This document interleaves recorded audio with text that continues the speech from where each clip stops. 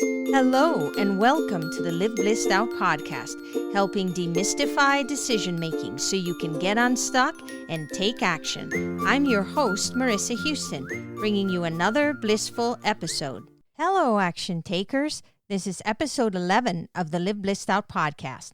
Thanks for joining me. Our topic for this episode is Talking Turkey Part 2, and my guest is Jennifer White. Jennifer is owner of Dream Dinners in Centennial, Colorado. Dream Dinners offers fast, healthy dinner alternatives for busy lifestyles. Come in once a month and make or have healthy, friendly meals prepared for you. They offer wonderful home-cooked meals you assemble in their kitchen, store in your freezer, and cook quickly and simply in your kitchen. Dream Dinners is a great way to get your family around the table a few times a week for a healthy, budget-friendly restaurant quality meal everyone will love. For more information, please visit dreamdinners.com. All right, Jennifer, we're picking up where we left off in the last episode, so here's my question. I see signs all the time that say self-basted versus injected turkey, and I have no idea what that means. What does that mean? It's pretty much the same thing. So an injected turkey is a turkey that has been injected with flavor, whether it be butter or some kind of seasoning mixed into a butter solution or a salt solution, and it's injected into the turkey before it's cooked. And then the self-basting part happens when those juices that have been injected into the turkey actually start to come out, and they keep the turkey moist in the oven. So it's like a 1-2 punch, if you will. You got to inject the turkey in order for it to be able to self-baste while it's cooking. So it's not mutually exclusive. They kind of just go together. They work together, right? This is the way that the majority of the store-bought turkeys that sit in your grocery store are prepared, because they're easy to make. You just put them in the oven, cover them with the bag or whatever, the lid that you're using from your particular pan, and then it self-bastes itself. So you don't have to go in and literally draw out the liquid and baste it, every 15 to 25 minutes, which is what you typically would do with a natural turkey that you've brined or not. If you've brined it, typically the juices are stronger, but I brine and then I baste as I go, because I really want that juice to be in that turkey, but I don't want it to be mushy.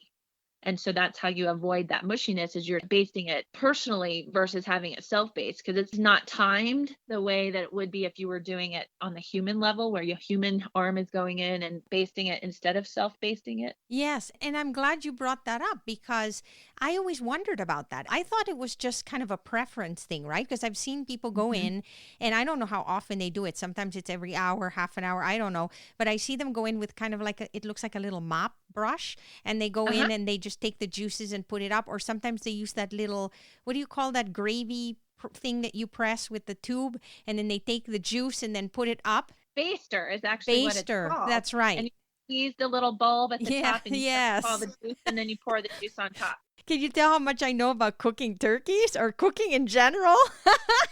I just call it the thing with the thing that you press in the tube. Yes. Call me anytime. I will be your girl. That's great. Thank you. I need that guidance, I tell you.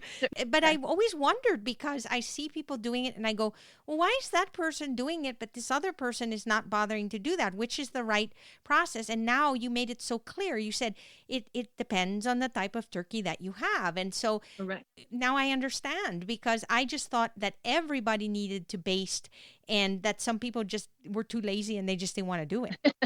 You know what I mean?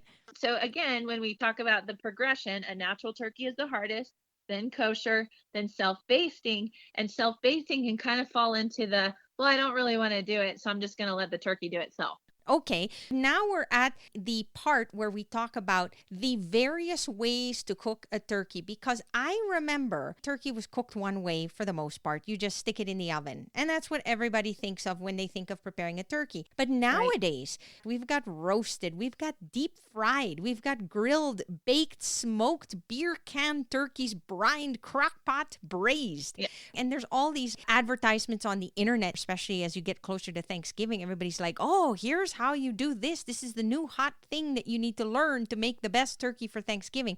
So Right. how do people make sense of this? I mean, are some of these things trends? Can they all really be made? Do they really make the turkey taste differently in one way or another? What's your take They on that? do. They do. So we'll start with brining because we already touched on that a little bit. So when you brine a turkey, it actually alters the structure of the meat. Brine is typically some kind of solution, whether it's water or broth or some kind of liquid solution that you're submerging the turkey in for most likely 24 hours ish. You can probably pull it out at about 18-hour mark, but most of the time you want to brine it for about 24 hours. So when I say it alters the structure of the meat, what it's actually doing is while it sits in that solution, it is absorbing some of the brine into the bird's structure, the meat of the bird. So it's retaining moisture when it gets cooked because it's been sitting in this liquid for so long, but it's also soaking in all of the different flavors that you've put in it. So I'll give you an example of what I put in my brine. I do crushed garlic cloves. I typically put about 10 of them in there, and that sounds like a lot. But when you're thinking of the amount of bird that I'm brining, 16 to 20 pounds, and you're submerging it fully in like a bin of this solution, 10 cloves of garlic is not that many. I also put in black peppercorns, typically 24 to 30 of those. I do a full container of rosemary and I just pull the sprigs apart. I typically do about a cup of kosher salt. And then I just fill up my container. So it can be a plastic bin or whatever you use to brine your turkey. Just make sure it's food safe. And then you submerge it and you got to put it in a refrigerated space. Thankfully, a lot of parts of the country are cold in November. So you can put it in a garage and it'll stay cold enough. Or you can take out a rack in your refrigerator and slide whatever your container is into the refrigerator. The garage works great for us because we live in a colder part of the country. So it works great for us. It's not going to freeze. So we're not in where it's going to freeze. It's just going to get really cold. You just want it to stay cold a certain temperature. Okay. And effectively, you're taking a frozen turkey and you're sticking it in this brine. So it's also thawing, but it's in such a cold space. It's like thawing it in a refrigerator. So you don't want to thaw it on a countertop or anything like that for food safe purposes because you don't want the turkey to get bacteria in it. And then now you can't, eat it. We don't want to get sick on Thanksgiving. No. No, we do not. So when you brine the turkey, after you've brined it, then you're going to take it out and then you're going to prepare it like you would a normal turkey that hasn't been brined. So say a self-basting turkey or whatever, you're going to put it in your pan. You're going to take out all of the parts that you would like to effectively not use in the cooking of it that are going to make gravy later, or if you just discard them and you don't use gravy, that's fine. Then you're going to season the cavity. You're going to season the outside. And what I typically do instead of using a bag, like the bags that they use, the cooking bags, I actually cover my turkey with spread out grape leaves. And those grape leaves seal in that flavor, but that also adds kind of almost like a Mediterranean vibe to it. Wow. And it's quite delicious, but it protects the skin of the bird as well. So I rub everything on there that I want to rub on there. I put the seasoning, I put the butter, and then I place the grape leaves all over the top of it so that it protects the skin from burning. I don't want it to burn. And then when you peel off the grape leaves, it's this beautiful brown tan color, and it looks beautiful on a table. That's the brining process. And then you just go ahead and prepare it however you would normally prepare the turkey according to instructions or your recipe or whatever. But the brining part is actually the pre-baking type of strategy, if you will. So it's basically preparing the bird for however you're going to cook it. Yes, if you're going to bake it, roast it, smoke it, most of the time a brine is for the purposes of not having it dry out. It's for keeping the moisture in the bird, right? Correct. And the longer it sits, the more it alters the structure of that meat because it's literally pulling in the flavors of whatever you've put in your solution. So I'll sometimes do kosher salt and water, and then other times I'll just dip it in vegetable broth and the whole thing will just sit in vegetable broth for 24 hours. Oh, that sounds delicious. I'm already getting excited. I can't wait for Thanksgiving. Yeah, so that is a brine turkey, and you use brining in conjunction with other ways to basically prepare your turkey. So you brine it, then you can roast it. Roasting is the most common way. It's done in an oven, typically on a high temperature, and based on the number of pounds will determine the length of time that you're going to cook it. And so I always say refer to your instructions based on the number of pounds that you've gotten. Because if you have a self-basting turkey, that time is going to be different than if it's a kosher turkey, than if it's a natural turkey. So just refer to your label so you know what kind of turkey you've gotten, so that you're cooking it appropriately based on the way that that bird has been prepared. Oh, so the label will give you some direction. Absolutely. Yeah. And then is there a difference between, like we're in Colorado, obviously, so we have high altitude. Do we need to take that into account as well? I've seen that more when you're making things that don't have a structure, if you will. So baking, that's a good segue into what the difference is between baking a turkey and roasting a turkey. Roasting is done on a high temperature and baking is done on a lower temperature. So roasting is for solid structure. So think like meats, vegetables, hearty things. Baking is for things without solid structure. This would be like cookies or bread or cakes or casseroles or things that have like a liquidy vibe to them when you're putting them in the oven. Their solid structure actually forms while it's baking, right? So you put in a mushy thing and you bring it out, and now it's this beautiful cake or a cookie or a casserole that's got like lasagna. It's got solid structure now. So that's the difference between roasting and baking. If you roast a cake, you're going to burn it. But if you bake a cake, it's going to develop that structure on that lower temperature over time. And usually they say roast a piece of meat for that exact reason. We roast Yes. like a big piece of meat Mm-hmm. rather than bake it. Like roast beef is something that you can do in a roasting fashion in the oven with a lid on top of it typically, and it's roasting. Or you can put it in a crock pot, and then that's not roasting. That's almost like baking in a pot because it's typically a lower temperature and it goes for a longer time. So if you bake a turkey, it takes way more time than if you roast a turkey because the time in the baking is on a lower temperature. So you have to let it kind of rise with the time to cook, versus roasting is on a high temperature, typically 400 or above, to get it to cook faster. And that's why they say low and slow. Low and slow. Yeah, Yeah. that's So right. baking a turkey takes much longer because the temperature is lower, but it will also dry out less this way because it's not evaporating as quickly all the juices. I've never seen this personally. Honestly, I've heard about it for years and years, but I have never seen it. What is the turducken, which we know means turkey, duck, and chicken? Correct. And it's actually it's a style of cooking that's been around actually for years and years, like centuries. And it's where you take a cavity of one animal and you stuff it with another animal. And in this case, it's twice. So you take a turkey and you stuff it with a chicken, and then you stuff the chicken with a duck. And sometimes it's called force meat. I don't know if you've ever heard that term, No. but force meat is where you take whatever the thing is and you kind of puree it or you grind it down to where it's almost like a ground beef. And then you pack it and then you put it in the cavity of one thing. And then you pack that and you put it in the cavity of another thing. It was actually something called ballotine or ballotine, and it was developed in the 1800s in India. And then in the late 1800s, France and England kind of picked it up. And then it was revived in America in the mid 20th century by a guy named Dr. Gerald Lanassa. He was actually a surgeon out of New Orleans. And in the 1960s, he was quite adept at deboning his poultry, so ducks, chickens, quail, turkey, etc., and then putting them together in one formulated piece of meat to present on a table. And it's a very Cajun, New Orleans style thing that took kind of the trend kind of picked up in the late 80s, early 90s, and it's just kind of progressed from there. But it's literally like animals stuffed within animals. And so I would assume when you're eating it, you're tasting the flavor of all three animals? Correct. It's called a royal roast in England, and they do it with quail, they do it with goose. It's been around for a really, really long time. And I would imagine, based on the history of what I had read, India obviously was colonized by Britain.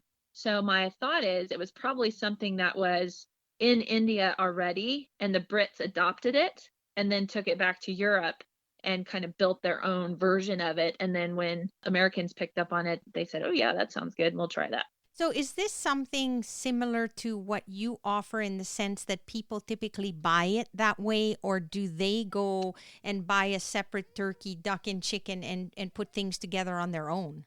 No, it's actually commercially provided now. You can go buy it. I would suggest buying it. I would not suggest trying to do it yourself, because if you think about how these animals and their structure are developed, there's a lot of bone structure that you have to consider. So when you're cooking, the last thing you want is to have bones somewhere in the meat and somebody chomp down on a bone because you didn't remove them all correctly. You don't want that. That would be bad. Now, I've seen when we're talking about all these different various ways to prepare a turkey, the other hot ticket item that seems to be trending or has been trending for the last few years is this deep frying method. And I usually see like on YouTube or whatever, because I've never seen actually anybody prepare it in front of me. So the only exposure I've had is watching people do it in their homes. And what I see is that they bring like a big oil vat or whatever outside, and then they dunk the turkey right into it. What exactly is deep fried turkey? Does it taste like fried chicken? It's different, and it depends on the flavor that you've put in with the turkey. So you can do all kinds of flavors. You can do barbecue, you can do a Cajun seasoning, you can do Mediterranean seasoning, you can do like a jerk chicken Caribbean deep fry. There's all kinds of things that you can do flavor wise with deep frying that you can do with other ways of preparing a turkey, but most people just don't, because they're already thinking out of the box with deep fry. So they typically go wild with the flavors. So deep frying is one of my favorite things to talk about, because here's just a little safety warning. On average, every year, and I've read a variety of different places where this has come up, about 4,300 people burn their houses down every year by deep frying turkeys. I would not be surprised. I have seen some videos that horrified me, to be honest. I'm going, what is that? It's pretty crazy. So just a note, if you're going to do this, make sure that you have all the safety precautions in place, because I think it was last year or the year before, there was over $27 million worth of property damage because people were blowing up their house. Wow. Yeah. So just a note to think about. You also need to buy a fryer if you're going to do this. Do not do it in like a makeshift fryer. You need a formal fryer to do this. For sure, you want to brine a turkey before you deep fry it, because deep frying it dries it out like crazy if you don't. You also want to make sure that you take out all the plastic things. Oh, that little thing that pops up? Yep, you want to take that out. You want to take the thing that holds the turkey legs together. It's like a little plastic fastener. You want to take that out. You want to take all the innards out that are typically in some kind of packaging. Everything needs to be out of that bird other than the bird. And is deep frying something that can be done in your kitchen with the proper stuff, or do you have to go outdoors with that? You need to be outdoors. Okay. And the reason you need to be outdoors is multiple fold, but the reason mainly is because when the grease is splattering, if it's splattering and it hits a flame, you're done. Like, that's probably why a lot of people's houses burn down, because they try to do it inside. That's just my guess, but you should definitely not do it inside. Definitely not. Okay. Then there's actual containers that you can purchase that are meant for this particular purpose. Deep fryers, yes, they are literally deep fryers for turkeys. And you can do other things. You can deep fry pork or a huge leg of lamb or whatever, but you're not typically going to see that as much as you're going to see deep fried turkeys. After you've brined it, you've taken all the stuff out of it. You need to dry it really, really well, because the oil will not stick to a wet turkey. And then you're going to actually inject it with butter or other solution for flavor. So this is where they get kind of creative and can inject salt solution with like what you would use on a jerk chicken dish. You could do the jerk flavoring, or there's a variety of others. But that's when you inject it with whatever flavoring you want. And then you need to measure your oil in your pan, typically by doing water first. So you submerge your turkey in your fryer pan, the actual pot. And then you're going to fill it up to see where the level in the pan is for the water to reach, or in this case, it will be oil, but you're testing it with water. And then you're going to make sure you take your turkey out. So you don't fill it up to where it would be over the bird. You fill it up, and then you take your bird out and see where the water line is, so you know how much oil to put in, because the volume of the turkey, if you fill it all the way up and then you put the turkey volume into the pot, and then the oil will spill out, I assume, it will, right? Yes, and this is how fires happen. So you want to make sure that you submerge the bird, you put the bird in the pot, you fill up the water to where it's over the bird, and then you take the bird out, and that's where your oil line should be. Right. That's a really good tip, and very, very helpful to prevent any problems, because again, oil spilling out there is not a good idea. Super dangerous. Yeah. So then you're going to dry off your turkey. You're going to dry off your pot because both need to be dry before any oil is involved. And you want to use peanut oil. Peanut oil has a high flash point. Olive oil is a really bad fryer because it kind of gets rancid at its super high heat. So you don't want to use olive oil. You want to use peanut oil because that's the best for a high flash point. And then you're going to make sure your fire is off.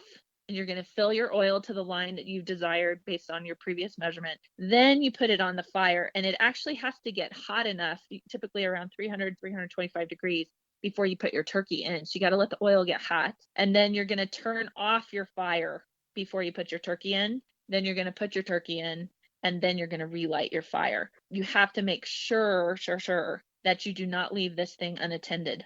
And that sounds like, but I'm just going to run in and do whatever. No, don't do it.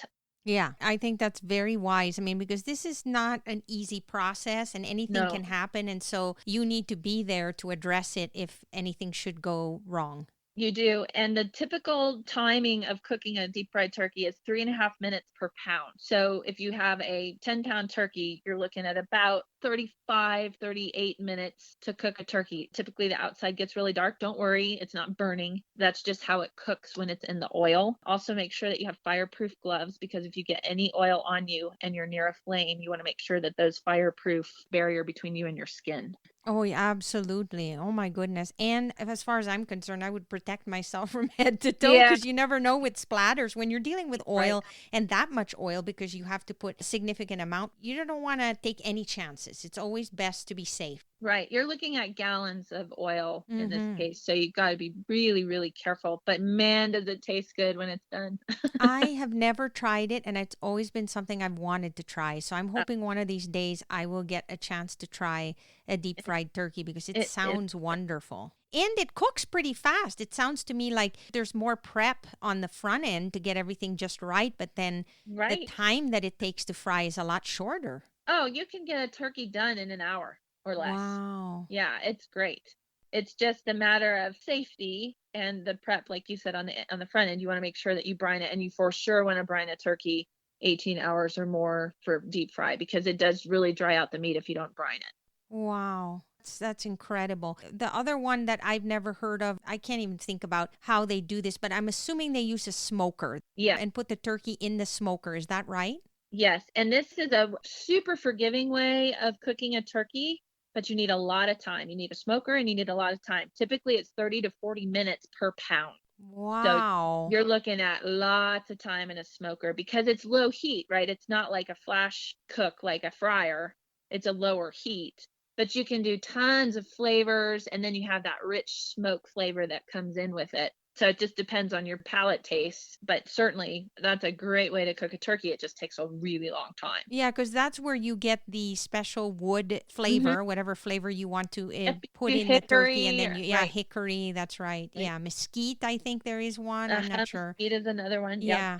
Or variety for sure. But it's definitely a forgiving way to cook a turkey because you have a lot of time. And the same way with baking, you have a lot of time. So it's not going to be as difficult to remedy if you see something going wrong. Oh, well, it's on a lower temperature, so you can alter your progress that way if you choose. And then the beer can turkey, the one I've seen them do is they literally just put a beer can underneath the cavity and make the turkey stand up and then put that on the grill. That's what I've seen them do. Is that typical? Yeah, well, that's how they do it. I have not actually ever tasted a beer can turkey, but they do it where the heat basically heats the beer liquid, if you will. By the way, they need to make sure that they pour out some of the beer before they put the beer can in there, because you don't want to do a full can of beer. I do know that. But the liquid basically cooks into the bird as it heats. Like the vapors and the hops and all the things that are in the beer go into the bird as the liquid is heated, which is kind of a cool way to cook a turkey. I heard it's got great flavor and moisture because of the beer. I would believe that. Yeah, I would believe that. But I've never tried it. So I'm so curious now with all these different styles, the one you offer. I mean, there's just so many. Typically, when you go to somebody's home, it's the traditional turkey, and you don't really get to try these other varieties. And so if you want to try different ideas or ways of cooking turkey that you've never tried before, this is awesome, because maybe every Thanksgiving you can try a new method. Right. And you can actually roast and bake a beer can turkey as well. You just have to set the beer can on its side Again, you're going to pour some out and you slide it into the cavity of the bird, and then you just cook it, bake it, or roast it the same way. But the grill is probably the best way because it's utilizing that evaporative action and it goes into the cavity of the bird versus on its side where the physics of it are different. Okay, so we're going to talk about the very last one, but not the least, because we know everybody's obsessed with their Instapot. Yeah. And so I know for a fact that there are going to be a lot of people pulling out that Instapot and they're going to want to make turkey that way. So what's the scoop on that?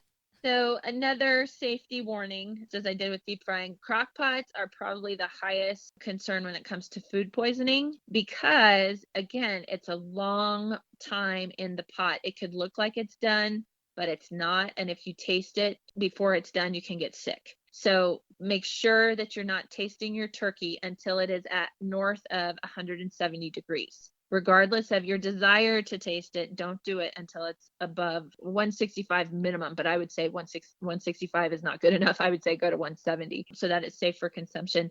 This is like the easiest way to cook a turkey, literally hands off. A lot of times you have to cut it up or chop it up to get it to fit in an Instapot because it's very difficult to get a 16 to 20 pound turkey to fit in anything other than a roasting pan. So you might have to break up the bird. So depending on the size, obviously if it's a smaller turkey and you have a really big Instapot, because Instapot is the pressure cooker, right? Right. So an Instapot is different than a crock pot. I'm talking about crock pot. You're talking about Instapot. Right. They're two different things. So let's start with the crock pot. The crock pot is the one where you're cautioning to make sure that before you taste anything, because you can easily take the cover off and taste it. You don't want to do that unless you know it's at the right temperature, which you're suggesting at least 170 just to be on the safe side. Just to be on the safe side. Yeah. Again, you might have to cut it up before you cook it because most birds won't fit in a typical crock pot. I will say about the crock pot too, the meat does not color the same way that it does in an oven or a deep fryer. So it's going to come out and it might look a little gray or even like a light brown color. Because there's no crisping that takes place. It's basically submerged in this pot. Correct. So just a caution, if you're looking for really pretty meat, it's not going to come out of a crock pot. Now, can you remove it from the crock pot and then maybe stick it in the oven for a little bit just to dry it out and give it a little more of that, look? Or is that even possible? I haven't ever tried it, but certainly I think it's worthwhile if you really want that golden look to your turkey. But if you're putting it in a pot, I would say you probably have to have it be under 15 or 14 pounds to actually just fit the whole thing in there. And generally you're saying you're going to have to chop it up anyway, so there's really no point. It's just a different way of cooking a turkey, and it may not be the traditional way, but it can still be good. You just don't want to expect it to look like what you would see in a movie when they serve those lovely brown turkeys, golden brown turkeys. It's not going to be pretty, but they are delicious. And the reason I say that is because you're basically putting it in a humidifier of sorts because you're cooking it on low temperature versus a roasting temperature. And it's cooking and no air is getting in because you have that seal on your lid. So it's just really kind of a humidity based cooking and it's just soaking in everything. So air can't escape. So it can't dry out is what I'm saying. So it's super, super juicy. It's just not pretty. First of all, it's super easy. It's hard to mess up. And then, there's that high option, which usually takes 4 hours. And then there's the low, which usually takes 8. And then you can just set it and know that everything's going to cook just right. But when it comes out, it's so flavorful. But I agree with you. Typically, when I pull something out of the crock pot, it doesn't look good. I mean, it never looks good, right? But when you eat it, there's so much flavor. Unless it's like chili or something like that. Look amazing. But yes, I'm with you. And it is probably the easiest way that you can prepare a turkey because it's like you put it on high, I think for typically like the first hour, hour and a half, and then you turn it to low. But you have to have time. So I would say put it in early in the morning, probably like anywhere from 4 to 6 a.m.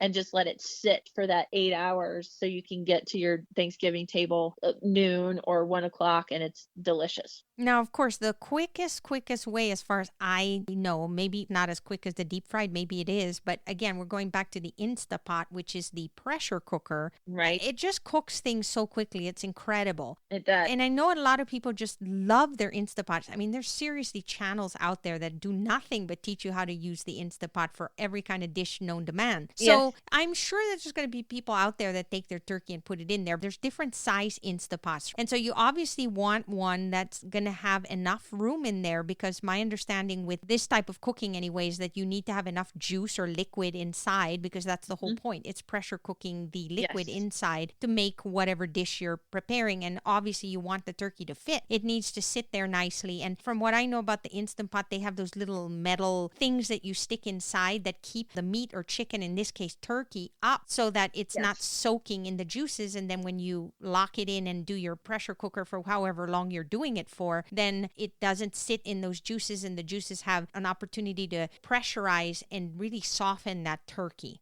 I would say that the same would apply for an Instant Pot as would a crock pot. You really have to look at what will fit in there, because again, pressure cookers also have a degree of safety that you have to consider, because if you don't execute properly and that lid blows off, you can hurt somebody. Absolutely. You do not want to overstuff it with anything. And Correct. it tells you need to read the instructions, because it literally tells you can't go past this. And you need to put this much liquid. So we don't want to assume. So every Instant Pot, we need to treat it differently. We're using Instant Pot universally, but we're really talking about a pressure cooker, whether it's a Cuisinart or Instant Pot brand or Ninja or any of those other brands that are out there. You really want to read the instructions and understand what the requirements are, because you do not want to overfill those vessels, for sure. Right. And I would add to that, if you've brined your turkey, you probably want to reduce the amount of liquid in the bottom, because that brine is going to start coming out of the turkey. So you want to make sure that you don't put in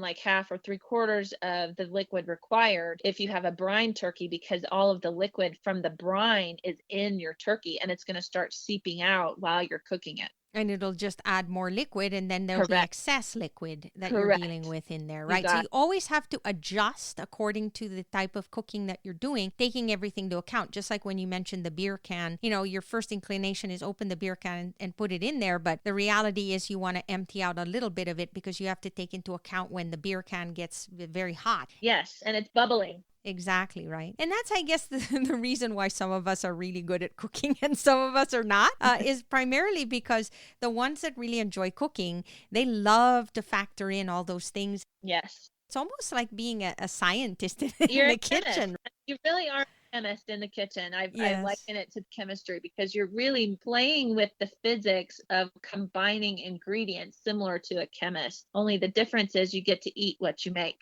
And you get to do it the way you want, and you know exactly what's going into your food, which is another wonderful thing. For example, if you're buying kosher, you know it's going to be saltier than most. And if that's okay with you and that's what you want because you're going for that flavor, then that's what you're going to choose. So you get to create your own beautiful dish exactly the way you want it. You got it. Would you mind reminding everybody your website information and any other valuable information you'd like to share right now, so that if they decide they want to give this a try this year, they know exactly where to go to get it? Sure. It's called a French cut turkey, and it's available at www.dreamdinners.com. And you just have to look up your location by your zip code. So if there's not one in your area, then I apologize. If there is one in your area, though, you will be able to place an order and then go pick it up. To my understanding, there is no shipping for holiday meals to areas that don't have a Dream Dinners. So if your listeners do not live by a Dream Dinners location, it won't be accessible for them. However, if they do decide that they want to do the turkey, they can actually buy the turkey by itself, or they can buy the turkey and any number of sides and delicious relishes and cranberry and cheesecake and apple pie. They can do the whole thing. It's called a holiday dinner bundle, and it allows them to get a French cut turkey, and then they get the rub with it, as well as 3 holiday sides, and then either a down home apple pie or a French cream cheesecake with apricot pumpkin sauce. And then they also get home style biscuits with spiced pumpkin butter on the side in addition to all of that. So they can also add any additional sides that they choose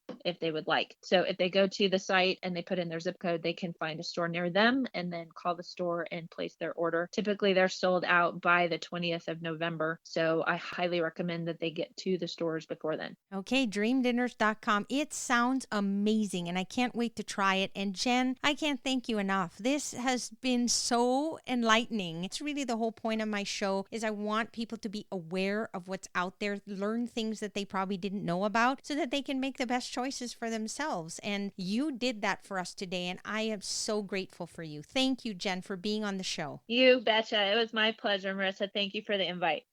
That's all for this episode of Live Blissed Out. Thanks for listening, and thank you to Jennifer White for joining me today and for sharing tips on turkeys. Join us again next week for another informative and motivational show. Please visit liveblисsedout.com for access to all our podcasts and resources, and subscribe so you never miss an episode. If you find value in our show, please leave an honest review on Apple Podcast. Plus, if you haven't done so yet, join our Facebook community at facebook.com/groups/LBO podcast. It's a great place to engage. So long for now, and remember to keep moving forward.